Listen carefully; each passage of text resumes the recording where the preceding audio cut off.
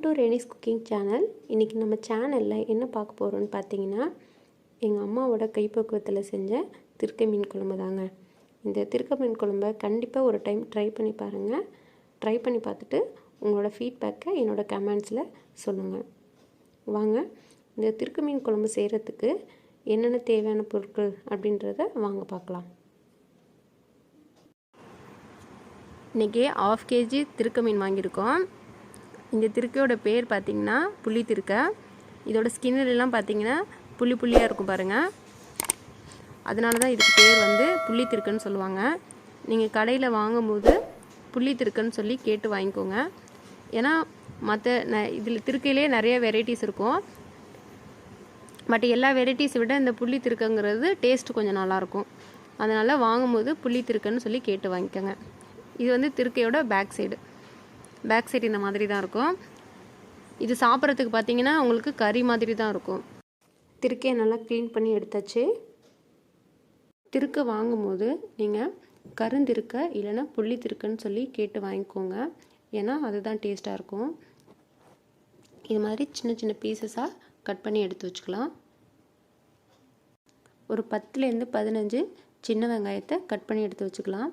நான்வெஜ்ஜுக்கெலாம் சின்ன வெங்காயம் போட்டால் தான் டேஸ்ட்டாக இருக்கும். ஸோ சின்ன வெங்காயம் சேர்த்துக்கோங்க. ஒரு 3 மீடியம் சைஸ் தக்காளி கட் பண்ணி எடுத்து வச்சுக்கோங்க. தாளிக்கிறதுக்காக 1 ஸ்பூன் வெந்தயம், கொஞ்சமாக கருவேப்பிலை எடுத்துக்கோங்க. கடாய் நல்லா சூடானதும் ஒரு 5 ஸ்பூன் எண்ணெய் ஊற்றிக்கோங்க. நான்வெஜ்ஜுக்கு எப்போதையும் நல்லெண்ணெய் சேர்த்தா தான் நல்லா டேஸ்ட்டாக இருக்கும். ஸோ இன்றைக்கி என்கிட்ட நல்லெண்ணெய் இல்லை, அதனால் நான் இந்த எண்ணெய் சேர்த்துருக்கேன். நீங்கள் நல்லெண்ணெய் சேர்த்துக்கோங்க. எண்ணெய் நல்லா சூடானதும் 1 ஸ்பூன் வெந்தயத்தை போட்டுக்கோங்க. வெந்தயம் நல்லா பொன்னிறமாக வரணும். வெந்தயம் கருவை விட்டுறக்கூடாது. அதனால் நல்லா பொன்னிறமாக வரணும். இந்த அளவுக்கு உங்களுக்கு கலர் சேஞ்ச் ஆனதுக்கப்புறம் நம்ம கட் பண்ணி வச்சுருக்க வெங்காயத்தை சேர்த்துக்கலாம்.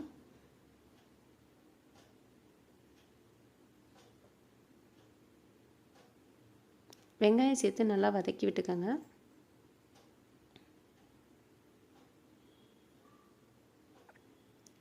வெங்காயம் ஓரளவுக்கு வதங்கினதுக்கப்புறம் நம்ம கருவேப்பிலை சேர்த்துக்கலாம். கருவேப்பிலையை ஃபஸ்ட்டே நம்ம எண்ணெயில் சேர்த்தோம் அப்படின்னா அது கொஞ்சம் தீஞ்ச மாதிரி இருக்கும். அதனால் வெங்காயத்தை சேர்த்ததுக்கப்புறம் நீங்கள் கருவேப்பிலையை சேர்த்துக்கோங்க.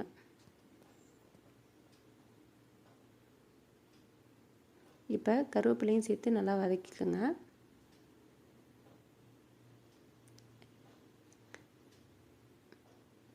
வெங்காயம் உங்களுக்கு இந்த அளவுக்கு வதங்கினதுக்கப்புறம் நம்ம கட் பண்ணி வச்சுருக்க தக்காளி சேர்த்துக்கலாம்.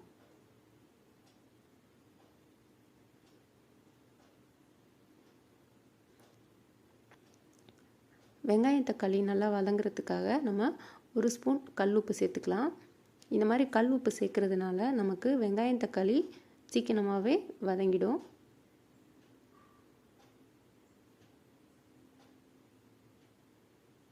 வெங்காயம் தக்காளி இந்த அளவுக்கு வதங்கினதுக்கப்புறம் நம்ம க்ளீன் பண்ணி வச்சுருக்க திருக்கை மீனையும் சேர்த்துக்கலாம்.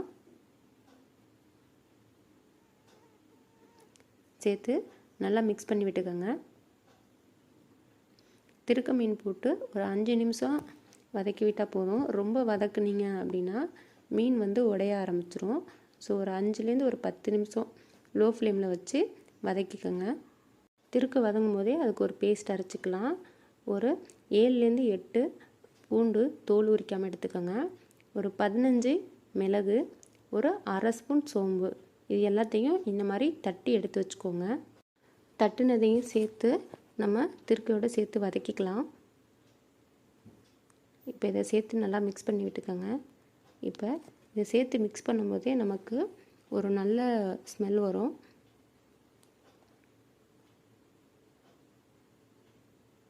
இதை நல்லா மிக்ஸ் பண்ணதுக்கப்புறம் ஒரு 1/4 டீஸ்பூன் மஞ்சள்தூள் சேர்த்துக்கோங்க. அதையும் சேர்த்து நல்லா மிக்ஸ் பண்ணி விட்டுக்கோங்க. குழம்புக்கு தேவையான மசாலாவையும் நம்ம சேர்த்து வதக்கிக்கலாம். இந்த ஸ்பூனால் ஒரு 1/2 ஸ்பூன் தனி மிளகாத்தூள் சேர்த்துக்கோங்க. அதே ஸ்பூனால் ஒரு 2 ஸ்பூன் மல்லித்தூள் சேர்த்துக்கோங்க. சேர்த்து அந்த எண்ணெயிலேயே நல்லா கிளறி விட்டுக்கோங்க. ஒரு 2 நிமிஷம் வதக்கினா போதும். ரொம்ப வதக்கிடக்கூடாது. ஒரு 2 நிமிஷம் வதக்கிக்கோங்க. நம்ம குழம்புக்கு தேவையான புளி கரைசலை கரைச்சிக்கலாம். ஒரு பெரிய லெமன் சைஸ் புளியை ஒரு கை கல்லுப்பு சேர்த்து கரைச்சி எடுத்து வச்சுருக்கேன். கரைச்சி வடிகட்டி வச்சுருக்க புளி கரைசலை நம்ம வதக்குனதில் ஊற்றிக்கலாம்.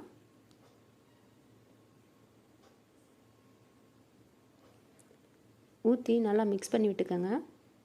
மிக்ஸ் பண்ணதுக்கப்புறம் ஒரு மூடி போட்டு 10 நிமிஷம் மீடியம் ஃப்ளேமில் வச்சிடலாம். இப்போ நம்ம குழம்புக்கு தேவையான தேங்காய் பேஸ்ட் அரைச்சிக்கலாம்.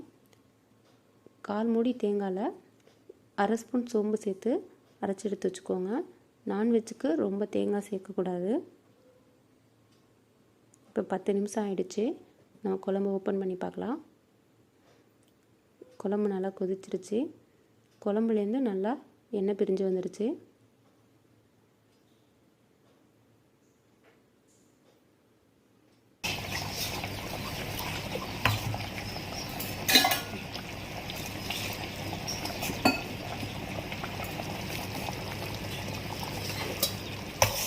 இப்போ குழம்புக்கு தேவையான தேங்காய் பேஸ்ட் ஊற்றிக்கலாம்.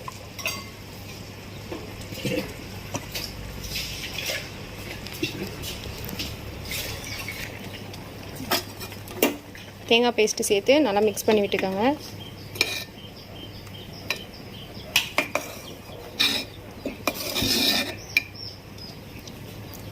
தேங்காய் பேஸ்ட்டு சேர்த்தோன்னா ஒரு கொதி வந்தால் போதும். தேங்காய் பேஸ்ட் சேர்த்து நல்லா ஒரு கொதி வந்துடுச்சு. இப்போ நம்ம சுவிட்ச் ஆஃப் பண்ணிடலாம். வாங்க இந்த மீனை சாப்பிட்றதுனால நமக்கு என்னென்ன பெனிஃபிட்ஸ் அப்படிங்கிறத பார்க்கலாம். இந்த மீனில் அதிக அளவில் வாதத்தாது இருக்கிறதுனால இதை சாப்பிடும்போது நமக்கு வாதம் பித்தம் எல்லாமே நீங்கிரும். இதை அதிகமாக கை கால் உடம்பு வலி முதுகு வலி இருக்கிறவங்க சாப்பிடும்போது அவங்க வீக்லி 2 இந்த மீனை எடுத்துக்கும்போது அவங்களுக்கு அந்த பெயின் எல்லாமே கொஞ்சம் கொஞ்சமாக குறைய ஆரம்பிக்கும். இதை ப்ரெக்னெண்ட்டாக இருக்கிறவங்க அப்புறம் குழந்தை பெற்ற தாய்மார்கள் இதை சாப்பிடும்போது அவங்களுக்கு குழந்தைங்களுக்கு தேவையான அளவுக்கு பால் கிடைக்கும் அப்படின்றாங்க.